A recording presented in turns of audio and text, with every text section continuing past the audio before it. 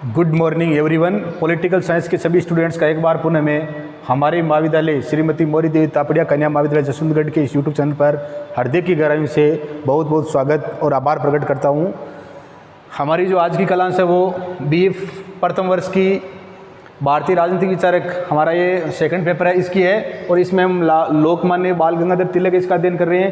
Previous video में हम लोकमान्य बाल गंगाधर तिलक है इसके अब जो जीवन परिचय है, इसके जीवन की जो घटनाएं हैं उनका हम अध्ययन कर चुके हैं। आज हम लोकमान्य बाल गंगाधर तिलक है, इनका जो तिलक का जो लक्ष्य स्वराज्य है, इस स्वराज्य का अध्ययन करेंगे कि जो बाल गंगाधर तिलक है, इन बाल गंगाधर तिलक के स्वराज्य से संबंधित जो विचार है वो किस प्रकार थे, इसका अध्ययन करेंगे। तिलक का लक्ष्य स्वराज्य। तिलक के राजनीतिक चिंतन को एक शब्द में व्यक्त किया जा सकता है और वह है स्वराज्य।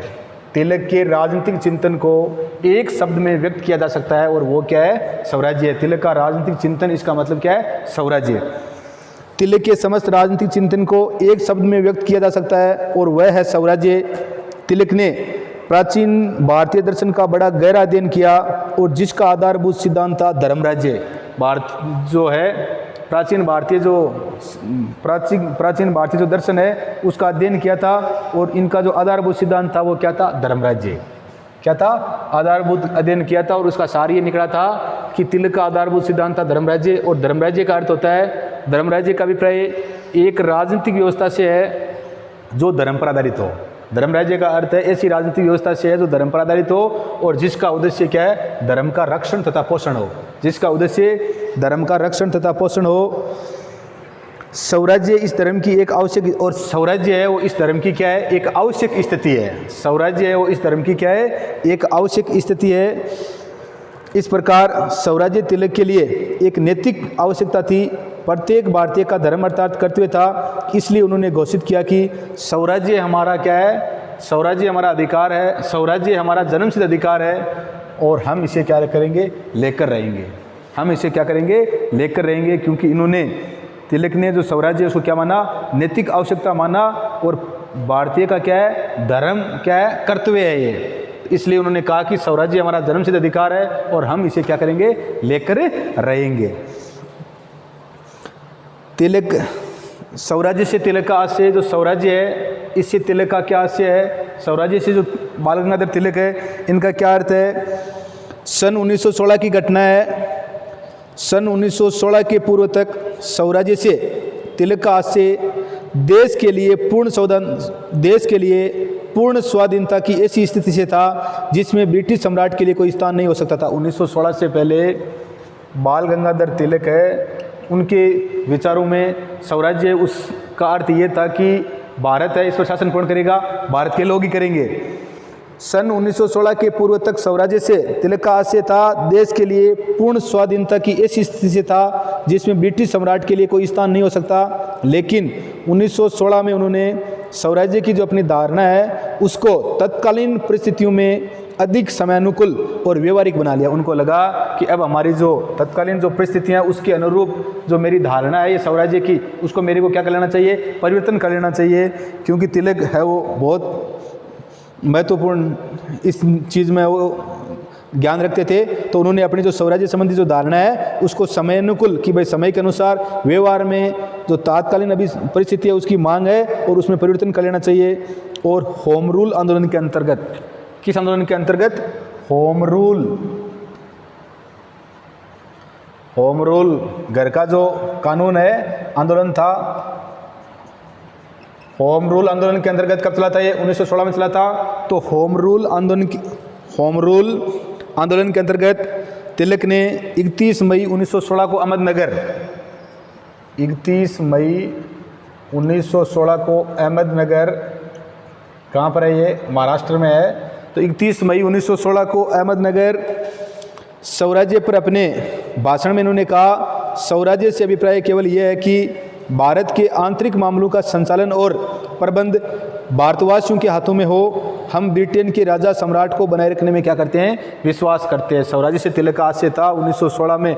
1916 से पहले तिलक का ये था कि जो भारत पर भारत के लोगों का शासन करना चाहिए, ब्रिटेन के लोगों का शासन नहीं होना चाहिए। परंतु इन्होंने बाद में तात्कालीन परिस्थितियों को देखते हुए स्वराज्य से संबंधित अपनी धारणा में क्या कर लिया था, परिवर्तन कर लिया था कि वर्तमान में ये संभव नहीं है। इसलिए इन्होंने परिवर्तन करते हुए होम रूल आंदोलन चल रहा था उस समय 1916 में 31 मई 1916 को अहमदनगर जो महाराष्ट्र में है वहाँ पर अपना एक जो भाषण दिया था उसमें अपने विचार और प्रकट किए। उसमें कहा इन्होंने कि स्वराज्य से अभिप्राय केवल ये है कि भारत के जो आंतरिक मामले हैं उनका संचालन और प्रबंध किसके हाथों में हो, भारतवासियों के हाथों में हो। हम ब्रिटेन के राजा और सम्राट को बनाए रखने में क्या करते हैं, विश्वास करते हैं। तो तिलक है इन्होंने तात्कालीन परिस्थितियों को देखते हुए जो अपने स्वराज्य से संबंधित जो विचार है उन विचारों में क्या किया, इन्होंने परिवर्तन किया। इनको पता था कि थोड़ा परिवर्तन कर लेना चाहिए। तो उनके ये जो विचार है ये यथार्थवादी दृष्टिकोण के, इन्होंने जो अपने इन विचारों में जो परिवर्तन किया ये यथार्थवादी दृष्टिकोण के परिचायक है। इससे लगता है कि तिलक है वो यथार्थवादी दृष्टिकोण है। इसको भी कि वर्तमान में तात्कालीन परिस्थिति हमारे देश में क्या है उसको भी अच्छी तरह से क्या कर लेते, समझ लेते थे। तिलक स्वराज्य के साथ अपने देश के लिए ऐसी शासन व्यवस्था के पक्षधर थे जिसमें शासन के सभी अधिकारी और कर्मचारी जनता के प्रति सचेत रहे तथा कार्यपालिका के अधिकारी और कर्मचारी स्वयं को जनता के उत्तरदायी समझे। और इसलिए तिलक के स्वराज्य का आधार होता है अंतिम सत्ता किसके हाथ में हो, जनता के हाथ में हो। अंतिम सत्ता है वो किसके हाथ में होनी चाहिए, जनता के हाथ में होनी चाहिए। और उन्होंने कहा था कि भारतीय रियासतों में भारतीय शासक होते हुए भी क्या नहीं है, स्वराज्य नहीं है। और तिलक इस भारतीय शासन प्रणाली में भी क्या चाहते थे, मूलभूत परिवर्तन चाहते थे। तिलक ने अपनी जीवनी लेखक पर्वत्य उसमें लिखा है, अपनी एक जीवनी लिखी थी जो पर्वत्य है, और उसमें उन्होंने लिखा है कि तिलक के नाम के साथ जो विविध सम्मानित संबोधन जोड़े जाते हैं उनमें लोकतांत्रिक स्वराज्य के प्रतिपादक अवश्य ही जुड़ जाना चाहिए। तिलक ने कहा कि लोकतांत्रिक जो स्वराज्य है, अपनी जीवनी लिखी थी पर्वत्य,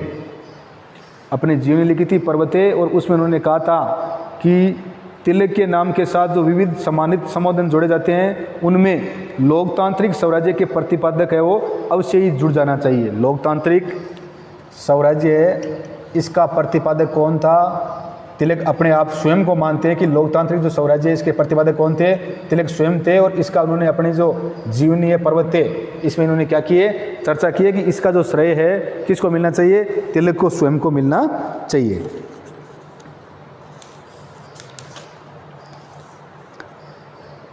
तिलक ने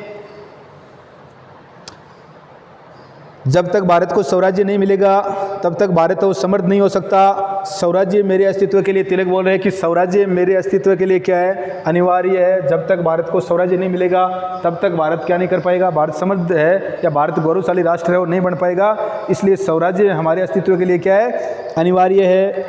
तिलक ने मैं जिस स्वराज्य की मांग कर रहा हूँ वह केवल हिंदुओं के लिए, मुसलमानों के लिए अथवा किसी वर्ग विशेष के लिए नहीं होगा। तिलक स्वयं बोल रहे हैं कि मैं जिस स्वराज्य की मांग कर रहा हूँ वह केवल हिंदुओं के लिए, मुसलमानों के लिए या किसी वर्ग विशेष के लिए नहीं होगा। भारतीय जनता की समस्याओं को हल करने की एक ही औषधि है और वो क्या है, वास्तविक सत्ता।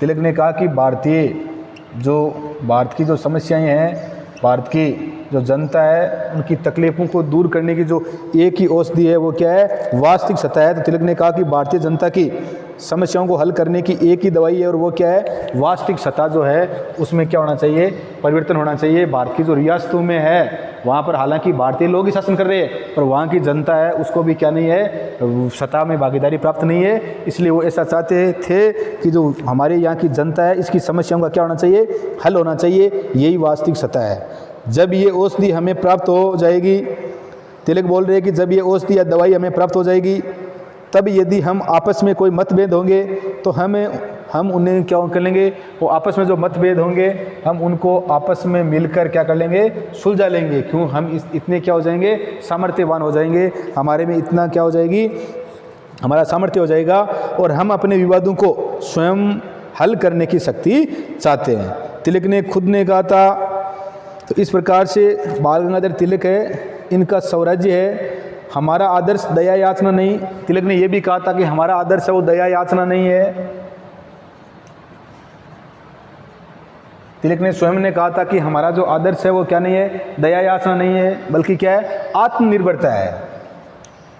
बल्कि क्या है, आत्मनिर्भरता है, सेल्फ एम्पावर्ड, मतलब खुद पर है हमारी को क्या रहना है, निर्भर रहना है, स्वयं पर निर्भर रहना है। तो इस प्रकार से तिलक ने कहा, तिलक का दया याचना जो उदारवादी थे उनमें विश्वास नहीं था, और तिलक खुद ने कहा है कि हमारा आदर्श वो दया याचना नहीं है, क्या है, आत्मनिर्भरता है।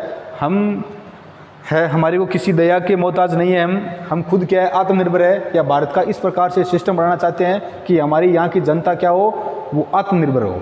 हम इस प्रकार की है और जनता की जो समस्या है उनका समाधान करना चाहते हैं, और हमारे देश की जनता क्या होनी चाहिए, आत्मनिर्भर होनी चाहिए। तो आप बाल गंगाधर तिलक के हमने जो ये स्वराज्य से संबंधित विचार है उनको जाना, और तिलक की राजनीतिक चिंतन है उसको एक शब्द में व्यक्त किया जा सकता है, और वो क्या है, स्वराज्य ही है। तिलक है वो स्वराज्य चाहते थे, और तात्कालीन परिस्थितियों को देखते हुए उन्होंने थोड़ा सी अपने स्वराज्य के सिद्धांत में क्या कर लिया था, परिवर्तन कर लिया था कि हमारी जो आंतरिक व्यवस्था है उसमें शासन भारतीयों का होना चाहिए, चाहे सम्राट हमारा कौन हो, चाहे ब्रिटेन का राजा क्यों ना हो, इससे हमारे को कोई तकलीफ नहीं है। पर जो हमारी आंतरिक जो व्यवस्था है उसमें क्या होना चाहिए, जो समस्याएं हैं उनका समाधान होना चाहिए, या आंतरिक शासन है वो यहाँ की जनता के हाथ में शासन होना चाहिए, उनकी भागीदारी होनी चाहिए। तो ये आज हमारी तिलक से संबंधित, लोकमान्य बाल गंगाधर तिलक है, इनसे संबंधित क्लास थी, और उनके हमने स्वराज्य से संबंधित जो विचार है उनका अध्ययन किया था। आशा करता हूँ आपके समझ में आ गया होगा।